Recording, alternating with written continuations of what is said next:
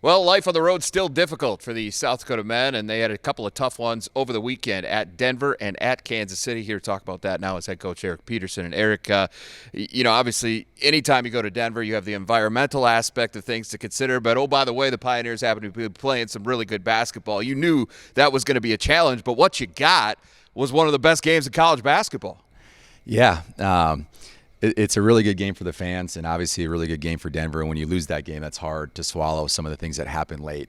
Thought we played well enough to win. I thought we had the game won twice. Obviously some mistakes just defensively that we didn't get under control, and it allowed Tommy to make a few of those threes. And, a turnover late really cost us. Tommy Bruner, Kaleb Stewart, and we everybody knows those guys can score, but to see them go head-to-head like that and deliver in the way that they did was pretty epic. I mean, what was it like in that gym on the sideline as you watch those two just go shot for shot, essentially? Well, exciting when we made the shot and frustrating when he made the shot. Yeah. We tried to do a lot of different things with him, tried to trap ball screens, tried to switch, and sometimes the switches were just too low and he just sat behind those things and hit NBA range threes. Kaleb, one of the deals is if he's playing well, you just got to get him the ball and try to get out of the way and just let him do his thing. So, really excited for Kaleb. Obviously had a rough week last week just being sick, and the ability to come back and have a game like that is really good for him and really good for our team. Just wish it went the other way.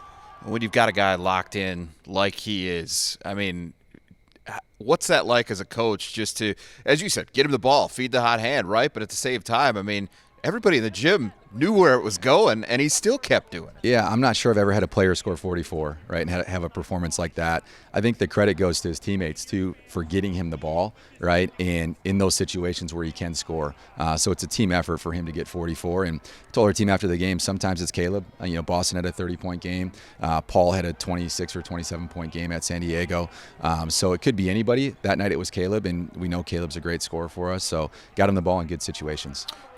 Obviously, second half, you controlled a lot of that, and it looked like you were going to get out of there with a win before without having to go to overtime. But the fact of the matter is, you had to play some extra basketball in that game, and had a couple of opportunities up 6 at different points in the first OT.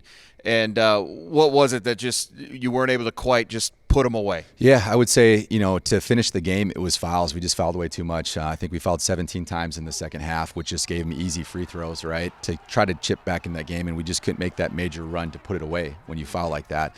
And then in overtime, tough break where we foul a three-point shooter, right, and that's never okay, right? You're up 4, you just try to stand on the ground, and we jumped out at him, right? And that's not what we should be doing. So allowed him to get back in the game that way. And then in the double overtime, just turn the ball over, right? You turn the ball over like that, and that really cost us the game. And credit to them, they hit some shots. Like, they hit some really, really tough shots. I didn't think we executed defensively as well as we should have to allow them to have some of those shots. But, you turn the ball over, and he makes a great play, passes to his teammates, and they find a wide open shooter, and that's what that kid is, a shooter, and he makes a shot. So is there a silver lining in a game like that, knowing, how you guys had to have some struggles here of late, and it's been kind of up and down. St. Thomas, you catch a lightning in a bottle, but just not able to string them together at this point. So to be able to go out there in that environment and go toe-to-toe with that team in that way, is that at least a positive you could pull out of what is obviously a very gut-wrenching result? Yeah, definitely a positive. I thought we got better that game, and that's the goal. Every game you play is to try to get better. Now, the theme is we usually play very well the first night and not so well the second night, sure. The Thursday-Saturday split. So we got to find a way to be more consistent, play well on Thursday, and then come back on Saturday and be really competitive. And obviously it took a lot out of us with the double overtime game going to Kansas City. Yeah, that's kind of what I was going to bring up next is to have to play double overtime is tough. To do it in altitude is tough. But then to have to travel for your next game to Kansas City, and it did look like you guys were a little gassed right from the jump on Saturday. Yeah, we were. And there should be no excuses, right? If you want to play 3 games in 3 days to make the NCAA tournament, you got to play, right? You got to show up, and it doesn't matter what happened the night before. So we have to find a way to get over that and move through it. And I don't know, if it's more conditioning at practice, if it's just a mental thing, but we weren't very sharp against UMKC, and credit to them. They played great. They're one of the most physical, athletic teams in our league, and probably not the best team to play after a 2 overtime game in altitude. Probably safe to say. All right, so you wipe the slate clean again this week, and you get to come home for at least one, and then travel to Brookings on Sunday. But no rest for the weary in terms of the opponent, because North Dakota's coming in here, one of the hottest teams in the Summit League on Thursday. Yeah, they're playing very well. I think they've won 4 in a row. And, they struggled a little bit right after Christmas. And part of it was, talking to Paul, they just got stuck. They couldn't get back to practice before the conference games and the Big Sky games. And with the schedule the way it was, those games got shifted, and it was just really hard to find time to practice. And now that they're in the swing of things, they're very talented. They returned some really, really good players from last year that are growing up, that are more mature. And, they're a very good team overall. They have great scorers.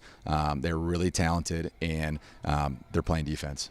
And then obviously Sunday going to Brookings, always a difficult place to play. National television game for you.